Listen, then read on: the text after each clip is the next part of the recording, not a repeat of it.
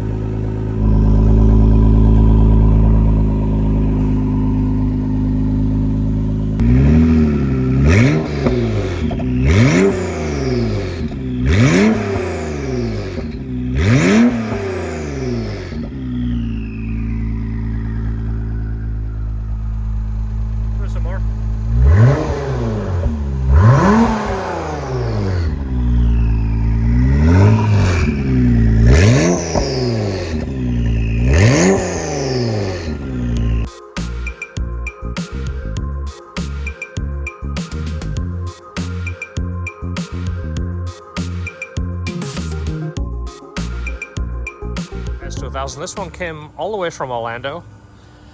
Now we are doing springs and retainers. He's providing them himself. He did have a code for this, which he replaced just to verify it works, and it fixed the code, but he even said, hey, my wiring's a little sketchy. So I don't know if we have a nicer valve cover. If we have a nicer valve cover than that is here, we'll replace that for him too. He also has coilovers in the trunk. Teen coilovers, a big old box. These are the only valve covers we have right now. We're going to be sending these out to get coated. They're better than his, so I might give one of these a wash. This one's chipped up. This one is just really dirty.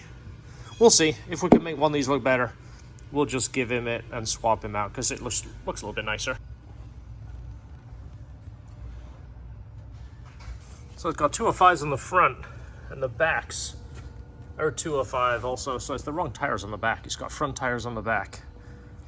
We thought it was the wheel switch, but it's not. It's the tires. Spring kit, spring retainer, seat. Okay. The Honda retainers are to be used with a 7-degree keeper previous to 2004. All right, that's ones he has. Without top arrow marks. Okay, that's ones he has. So there is a difference. That's one of the reasons that when we tell you to do AP2 retainers, make sure you do the AP2 keepers also. He said that this plug broke off, which is pretty common. It's like they break off really close to the connector, and he found this online. So he twisted the wires together. It's actually coming apart pretty easy, which it was mainly just so he could test to make sure it works, which is fine. I want to show you here. I want to strip those wires back. You're going to make sure they're far enough apart so they don't touch, and then I'm going to solder and heat shrink those, but make them a little bit shorter.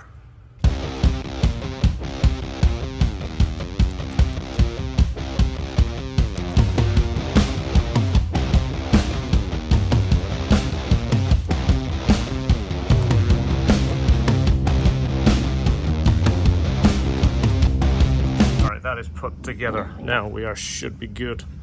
Factory. Look at that. What is that? Deliveries? Yeah, delivery spacer. For when it's PDI? strapped down to the train or whatever. Yeah. Yeah. That's part of the PDI, is to take those out. Yeah, exactly. This is the suspension it's going with. It's the Teens. I don't know if it's the Flex. Is this a Flex, George? Yeah, the Flex. Okay. Nice suspension. Very adjustable. You can adjust, obviously, the main height, the spring. You can actually preload the spring, and then you can adjust the rebound right here. Is that one the same? Another one, yeah. Wow. The PDI guy might have been off that day. Yeah. This is the order that came out. So this one over here, there's only about half of the threads in there. So someone's done plugs recently, because these are fairly new. And they're pretty white on the tips. So it's back together. See, the valve cover came out pretty decent. It's a little chip there, but this was just the nicest one we had, and cleaned it, made it look decent. All the valves were a hair tight. He complained of a couple of misfire codes, so that is usually one of the reasons, is tight valves. Spark plugs look good, but like I showed you, they're kind of white.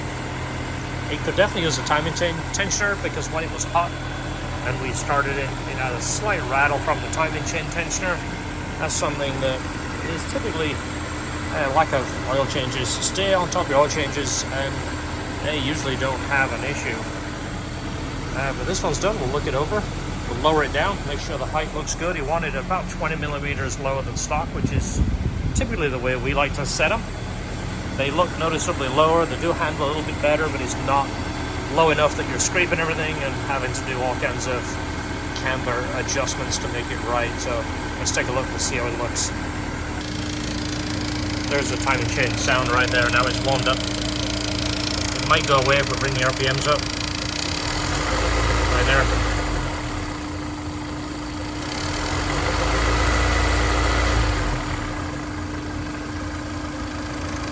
Yeah, timing chain right there. Tensioner's rattling. Nice new OEM tensioner.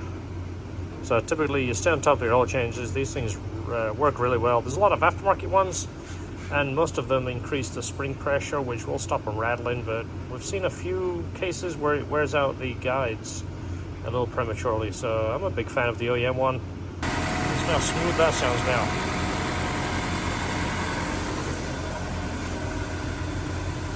There's the old tensioner right there. You've never seen inside one of these guys. So there's two springs right there. You see how dark the oil is. One of the things that we see is the oil doesn't circulate very well in these things, which is what usually causes them to wear out faster. A lot of the aftermarket ones, there's a few things that they do. One of them is put two big, larger springs in there. They also sandblast this to make it a little bit more area for the oil to contact. And a lot of them, take your factory one, take this end cap off, mill this, tighten up the body, which is usually why you can't get the pin back in when you're pre-tensioning the way the factory does it. When you put that pin in there, you usually can't get that in there because they've milled down the body. All right, so see if this looks like a problem to you.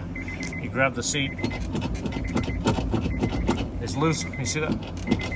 You grab this guy, and it's not doing anything. There's nothing holding that seat in, and it's an encapsulated thread. So we're gonna go ahead and tap it, put a bigger bolt in there.